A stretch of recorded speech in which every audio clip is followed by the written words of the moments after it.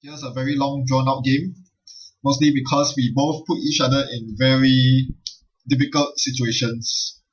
We both caught each other in a rock and hard place, and so it took a long time for each of our turns because we had to contemplate what was the best move for each of us. It became pretty serious, but hey, it's all in the name of good fun. So I'm playing a near Earth hub tagflood deck up against rather typical noise.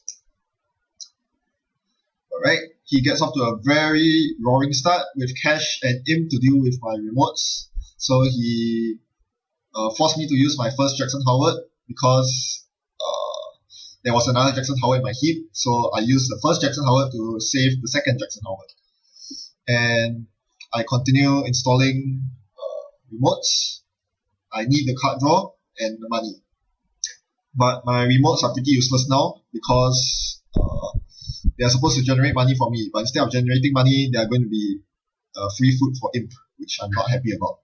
And he shows the medium that he had in his starting hand, which was pretty brutal. I decided to protect R&D, obviously, because there are two very easy to steal agendas there. Terrible though, because that means R&D is wide open. So what do I do here? I try to distract him with the NAPD. Hopefully he won't spend the next 4 clicks running R&D. I'm feeling kind of safe right now with the medium digging because I have 20 agenda points and 6 of them are in my hand or on the table right now. So, and there are 2 more NAPDs in the deck. That's the most important thing. He's pretty poor right now and he cannot steal an NAPD. So that's very important. So that basically means he only has 5 agendas in the deck of 36 cards to steal. He'll probably take 1 or 2 of them, but that's the best hope I have because I'm not drawing to any more ice. So I need to, that's the best chance I have. The other option is to purge virus counters. But it's pretty pointless when R&D is wide open. That will only buy him more time to set up his rig, which is not good against noise. Alright, so he does find a Bill. Thankfully, I only bled 2 agenda points. It could have been way worse. I find the Eli. It seems like a no-brainer to play on R&D, but on the same token, he knows that the Eli is what I'm putting there because, well, he saw it. He knows exactly what I'm going to draw for the next few turns. So it was probably a mistake. I should have installed the remote and drew a card first. Then between the Eli and Shadow, he has to guess which one it is. So obviously he knows it's an Eli and he happily clicks through it to see 5 cards. I think he's seeing 2 new cards right now. Actually, no, 3 new cards. Yeah, but he's still under the 4 credit threshold needed to steal NAPD. So instead of stealing it, he's forced to trash it with imp, which works out well in my favor. Although that being said, I know for sure that none of the cards that are coming are Jackson Howards, because if there are any Jacksons, he would trash them on side. That's a no-brainer for noise. So I do know that I need to protect R&D, otherwise he'll get the NAPD for free. I won't be drawing any Jacksons anytime soon to save the NAPD. Alright, so if you haven't noticed, yes, there is 1 NAPD lying on the table right now. He hasn't bothered to check it. I'm waiting for him to hit 0 credits. Then I can advance the NAPD, pretty confident that he will not be able to steal it. So right now I'm just using my shadow to cover up archives. That's very debatable, yes. It could be better spent on R&D, but if I ice R&D, he'll just take credits and get 2 more points, which is rather undesirable. So I took a risk. I let him draw R&D 1 more time. He will see 2 more new cards. Nothing much I can do except to hope that I get better days. I see better days. Yeah. And anyway, I had another play in store.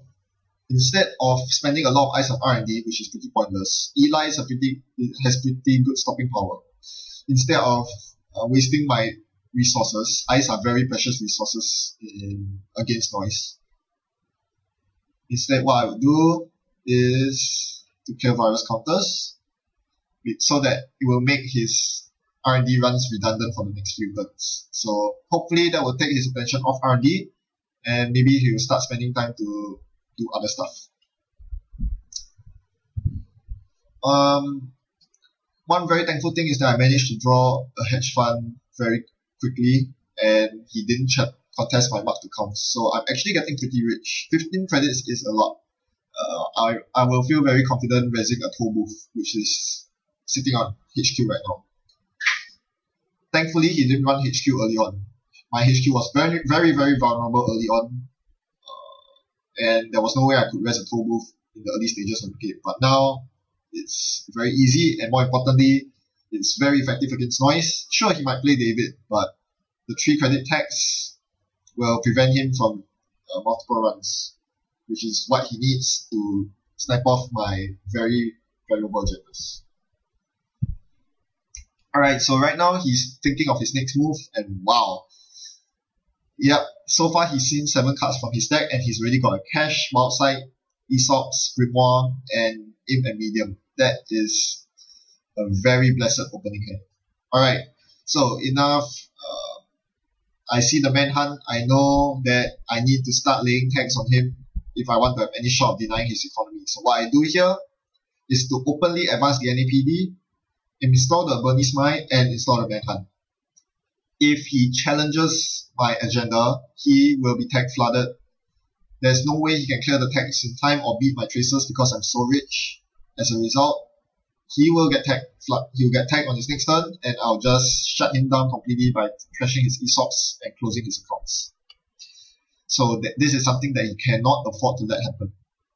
And what's more, I have even more income on the way, because the other remote, the second remote, is a Petri Dish. 3 recurring credits. That is going to really help. Remember, he has no more imp counters, so he cannot trash anything easily. So right here, he makes the very wise decision to not contest the remote. Instead, he goes for the build-up to get more credits so that he can contest my tracers later. Of course, I cannot afford to let the NAPD stay there too long, so I immediately score it, equalizing the score. Alright, so clearly he wants into R&D, and he mills an NAPD in the process. That sucks, because there are 2 NAPDs in the archives. He'll be up to 6 points once he gets 8 credits and runs archives. All that's protecting archives is a lowly shadow. So I hope he doesn't make any runs anytime soon. I don't think he will, because Manhunt is out. He has to consider that he might get tagged if he runs there. On the same token, I need to bait him into making runs so that he'll get tagged, but he's starting to get rich, which is a big problem. Once the runner gets rich, it's very hard for me to pull off successful traces.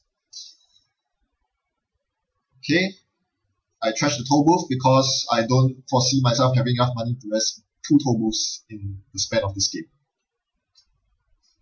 He pawns off his medium, which was pretty crazy. I definitely didn't see that coming. I was thinking he was going to pressure R&D, forcing me to use my second Eli on R&D. But instead, he also removes the parasite on Eli, instead scavenging for an imp to deal with my remotes. Very, very interesting play. Very much like a shaper with an ever-morphing rip instead of just installing viruses as they come. Scavenge is being used. That's pretty crazy. Alright. He's triggering a successful run, so I appropriately manhunt him down, forcing him to pay credits to beat the trace or at least clear the tag. So yes, he eats the trace and clears the tag after that. That should definitely tax him a lot. And Manhunt stays on board because he didn't score an agenda. So that's pretty good for me. Now I'm thinking of my next move. I'm starting to get agenda flooded. HQ is definitely safe. He doesn't have a David out, but I need to start scoring agendas. So with that said, Astro Script and an E-line onto the remote. His only possible play here is to run that remote first click. He has to do that, otherwise he won't be able to get through. And me scoring the Astro Script would be a huge deal. It would catapult me that much further into victory. Alright, so he spent his first turn installing the Lamprey, and the moment I saw that, I knew that the Astro Script was mine. Thankfully, he didn't challenge the remote. If he did, he would get tag flooded pretty badly, but he would at least be up to 4 points and would deny me the Astro token, which is always huge. So I think the right play for him here would have been to challenge the remote, but instead, He continues playing pressure on R&D. It seems like he's going to install a Parasite. Yep, he's building up his rig for some crazy action. And I do score the Astro Script. Now that's really bad news for him. As you know, if I have another Astro Script in hand, I can more or less close the game. So he has to be worried about that. And yes, he definitely didn't see that coming. That's that's a very minor oversight from him, because throughout this entire game, he did not check my R&D a single time. He might have medium locked me into oblivion, but he didn't know the 5 cards that I started with. And among those 5 cards, there were, among other things, an Astro Script. So, yeah, now he finds the need to challenge my HQ, and I appropriately lock him out with Tollbooth. That does bring me down to undesirable credit territory though. 1 credit left. Alright. At least I managed to tax him for 3, so he won't go too out of hand just yet.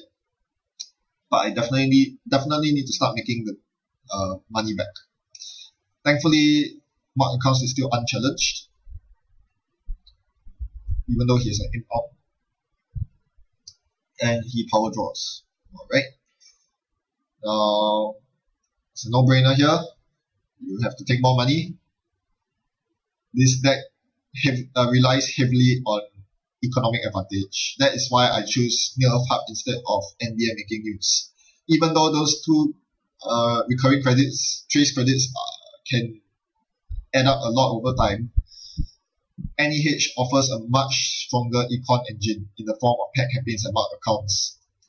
Not only are you getting a lot of money from drip economy, you are getting more card draw as well, which could lead to more hedge funds and sweeps. Definitely well worth it. And you get 2 extra influence to boot. So yes, that's my reasoning for playing that, even though this deck is heavily reliant on traces. Alright, so he installs lots of cheap viruses and he continues milling lots of cards. Thankfully, there are no other agendas yet, so if he does make a run of archives, I will not lose out. I will not lose the game immediately. There's only 2 NAPDs there. So what I do is to fake archives. I want to bait him into an archives run, making a very inequitable run there. Hopefully he'll take 3 tags. 1 from Shadow, 1 from Manhunt, 1 from Bernices and he'll access archives, but he won't have the money to steal the NAPDs, or even if he does steal them, he won't win. So I'm basically baiting the archives run here. I'm also baiting the remote run. Hopefully he runs that remote, because it could lead to a quick game. Alright, now things suddenly look very bad. Very, very grim. He just milled 2 of my easy score agendas in a row. Astro Script and View. So if he runs archives, I lose outright, and he has 15 credits. More than enough to steal the NAPDs. So in a huge moment of panic, I had to score the View, because he's going to win next turn by accessing archives. So I need to find a way to make myself win next turn if he doesn't access archives. So here's the conundrum for him. Does he challenge archives? Does he challenge the remote? Or does he go for the R&D dig? Very tough decision. But I think the choice is pretty clear. If you are Noise sitting across the table, you see 14 cards milled into archives and a face-up NAPD. There's no question you are getting into archives. The question is, how is he going to get past this ice that I have here? First, he made a very, very questionable choice. He decided to not pawn the Wyldside. I would think he needs to pawn the Wyldside so that he gets 4 clicks to do whatever he needs to do. But instead, he installs 2 Crypses as his first 2 clicks. I'm not sure why he does that. He only needs 1 Crypsis to get past my archives. Then later he told me it was because he wanted to mill as many agendas as he could. I mean, yes, before making that last desperation run on archives. So, yes, that was the reasoning behind installing 2 Crypses. Alright, so he's going to make that mega run, and I'm going to lose the game because Shadow won't tax him enough such that he cannot steal all the NAPDs. Wait, what? Whoa. He installed a headshot straight from hand. But that drains him down to 3 credits, and as a result, he cannot steal both NAPDs. So he's up at 6 points, but he doesn't win the game. Oh dear, that was a huge miscalculation. Oh man, and I told him after that, had he done anything else, he would have won the game. If he made a regular run on archives, if he made a run on that remote that I had the view in, he would have won handily. Wow. Definitely undeserving of the win there for me. He made a very slight miscalculation. He thought he had enough credits to steal the NAPD after installing a headshot, but that wasn't the case, and as a result, ouch, what a way to go out. But at the end of the day, I think this exposes a very fundamental flaw in my deck. My deck is meant to punish aggressive runners by taxing them to oblivion with the use of Manhunt. Manhunt is incredibly powerful. You can try to face check all my face down cards, all my pet campaigns and mark accounts. Every time you decide to face check one, you've got to pay maybe 2-3 credits just to beat my Manhunt, to keep yourself free of tax. And this should slow you down more than enough for me to gain the economic advantage. From there, I can just steamroll you over with dedicated response team. Now, I didn't get to play any dedicated response team this game simply because he milled every single one of them to archives. But it wouldn't have made a difference because he played that so smartly. Instead of making runs, which would only tax him to death, he played passively, which noise enables you to do. He just installed lots of viruses and made archives breeding out his one-turn win condition. And yes, that was the perfect way to play. Thankfully, he was playing an ID that was able to do that. And for me, I was looking to punish runners like Noise who are susceptible to tax, but it looks like playstyle can easily overcome that. I need to rethink my deck because it is still very susceptible to noise milling. Well, what a lesson learned. Thanks for watching and happy net running. See you around.